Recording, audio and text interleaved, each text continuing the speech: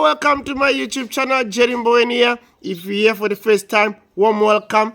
If you're a regular, thank you very much for always coming back and watching my video. And also warm welcome to you. Let's dive into today's session. Today I'm going to speak about my episode 4. I'm going to carry on to share my story, my journey to recovery. I've been addicted to heroin for 11 years of my life, and I'm currently 20 years and a couple of months clean. Praise God for that. So I'm just taking you through the journey to share with you my story from how it's all started. How did I change and where I am today? So today I'm in episode 4. I'll share my dark days of my recovery. Actually, this week I was trying to recollect every moment of my time while in recovery, and I was quite emotional thinking of the stuff that most of the time when I give a presentation, maybe sharing my background, I don't go deep in details of what really happened and how I felt on those dark days, how my emotion was, how I was confused. And I didn't know what's going to happen when I come out of there. I didn't take in the teaching, what people were teaching me. So today I will dive into it and share everything. I think on my last episode, I shared the very first day or how I end up to the hospital for detox. And from there, and then how I end up to start my treatment. And if you have not watched it, please go watch it, episode 1, 2, and 3. I will put my description box down below. I'll put the link of episode 1, 2, and 3. Go and watch it so that you can understand my journey. So I'm in a treatment. The first 21 days was very, very challenging. I hardly slept. They will give me my Valiums, which they were given from hospital, and it was reduced dose. So by a certain time of days, which I can't remember what days, it has to be over. So even the first few days was okay, and after that I hardly couldn't sleep. I hardly couldn't feel anything. I was just withdraw, sit there on the corner on my own. People will get their visitor from the family, and the chaos out of there. I would sometimes sit down in the corner and feel like, and ask this question: will I be able to be so happy like these people? Because we have, sorry for that, I'll give you a day round how the program works. Like we'll wake up in the morning, 6 o'clock. It will be time for us to get showered, go through our showers process, and then from there we'll go downstairs for devotions. And after devotion, it's time. So in the devotions, a quiet time, we'll have a quiet time, and then devotion. In devotion, we'll sing, and people will be joyful and singing these songs. I'm like, wow, I wonder if one day will I be able to be so joyful like these people and sing as well. So that's how the day will go, and from there we'll go in a different classes. From the classes we'll go to work duty, then is lunch again, and then in the afternoon most of the time we'll spend time on our counselors one-on-one. So that's what like the day how it unfold. And there will be a lot of stuff. So I was quite in my mind. I was very, very confused. But this is what I remember. I remember my niece whenever she would have time, she would come and visit me. And we will sit in the corner and she will talk. And remember, my niece was 2 years younger than me. And in this week, as I was thinking, what would have taken for her to come from Woodstock, where she used to live, take a train to come to Esterifig, get out of there, walk, come there, spend time with me, and make sure that she timed the train so that she get in there, she get in the train and travel back. I was really, really wondering in my mind what went through her mind, coming and see it. And she will always tell me, she will always give me the feedback, how people at home. She will tell me like grandma, which is my mother, like she's very proud of you for what you're doing. And then we will chat, and then she will go.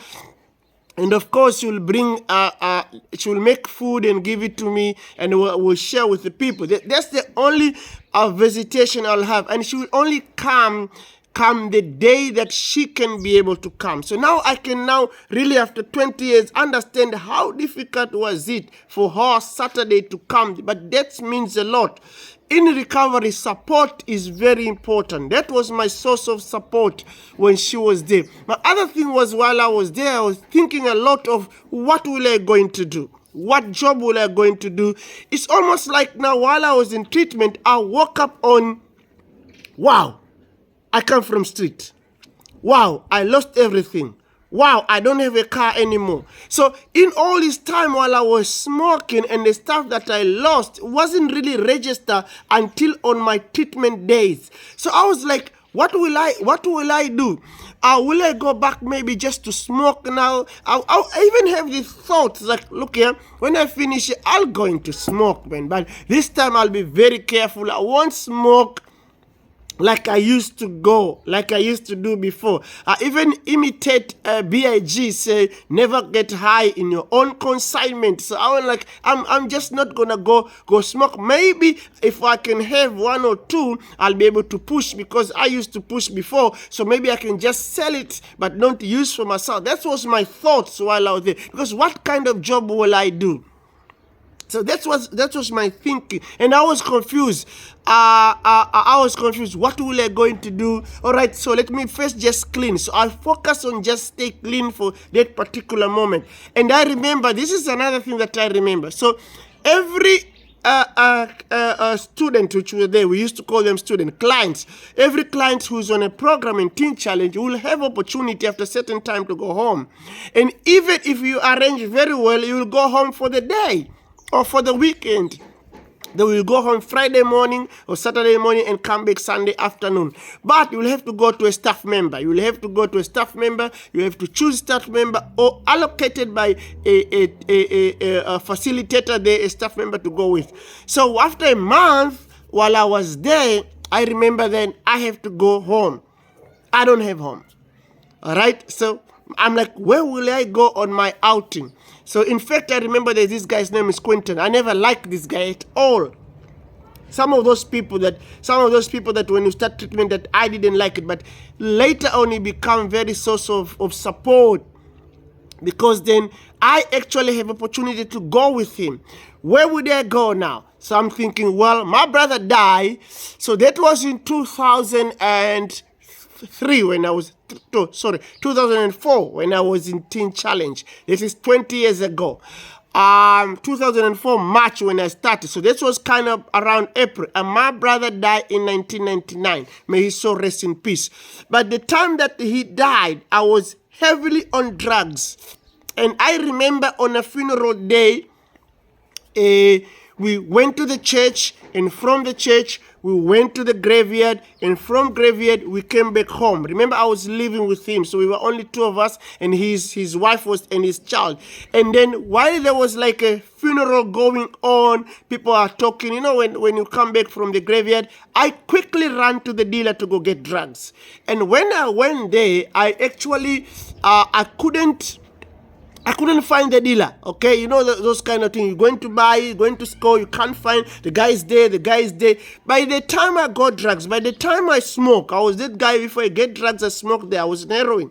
I can't take it home. By the time I got the drugs and I drove back home, the funeral was finished. Everybody was gone. I was so disappointed. I'm like, wow, Jerry, we went so bad that even, you know, brother, day of the last day of him going, passing to rest, you are not even there. And I can't even remember on a graveyard, what did they say? I can't remember who organized it. I know that my brother, when he was in a hospital, he met the people who goes to church and then pray for him. So when he passed away, it was easy for me to ask those people. I don't know how we got the church. So there was not a lot of information in my head. So I decided, look here, on my day out, I wanted to go to visit my grandma's grave. So that is about 5 years later. I think in between, and that is after he passed on. I think I went twice to visit his grave, but I never went again. So I was like, I want to go visit his grave. I remember because of staying there, and my niece used to come and leave money in my account. I had a little bit of money that we could be able to travel from East River to Capricorn, where he was buried in the Museumburg Cemetery. So me and this guy, So this guy, then he was appointed to go with me, Quinton. We go with them, we travel with train. We took another train from South River to music. It was outing for me after a month. I could now start feeling, wow, this is life. I could start feeling now, wow, this is life. And we went there, and I stood there in my brother's grave. And for the first time, I realized he's not here anymore after 5 years when I'm clean. This is my last time I'm on. And I said everything that I wanted to say because he used to warn me about drugs. He never ever liked me to want to smoke drugs. And I say a prayer, and I even talk to him and say, look here, I'm doing my best now to stop drugs, and I'm in a treatment. So I pray. And then I left. That was my outing. We went to the graveyard, and from there we took another train to town. We took a taxi to Waterfront. We went to watch a movie, Passion of Christ. I'll never forget. We went to watch the movie with this guy, and from there we had a lunch in Kinta. That was my outing, and from there we went back to the center. So that was like kind of the time while I was there. I can't remember much on the about the treatment time, like in a class, what we were taught. I just remember that I never want to take notes. In fact, I remember once upon a time the facilitator, how come you don't want to take notes? I wasn't, because last time I was at school, I wasn't the guy who takes notes. I didn't like school at all, so I didn't take some notes. I can't remember much that we were taught there, but I can only remember some of the dark days that for me was confused what are we going to do, until something happened one day.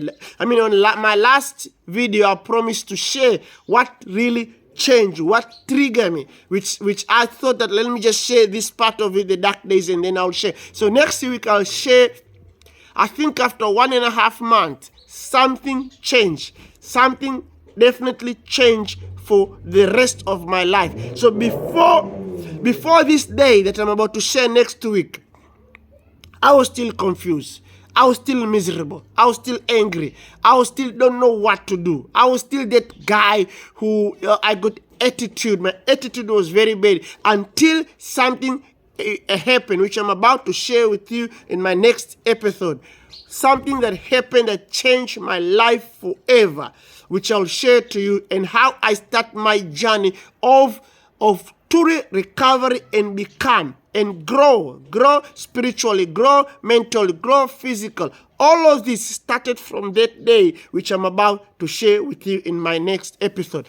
Thank you very much for listening this video until now, and thank you very much for joining me. If you watch all the episode, I really appreciate. Thank you very much. Thank you for everybody who always leave comment down below. I read all the comment. I really appreciate you. Please, if you have not subscribed, subscribe. Hit the subscription button down below before you leave. And leave the comment and share. And if today is your very, very first time, allow me to just introduce myself in short. My name is Jerry Mboweni once again. I went from being a drug addict and a heroin addict and homeless beggar. I actually stay in the street for 1.5 years. I literally live in a graveyard for 1.5 years. I'm currently 20 years clean. Praise God for that. Certified life coach, author of the book called 115959, wellness coach, public speaker, a mentor, married for over 18 years with one wife. I thank God for that. And thank you always for coming back and watching my video. God bless you. Until next episode, we'll see you again. Bye for now. Peace.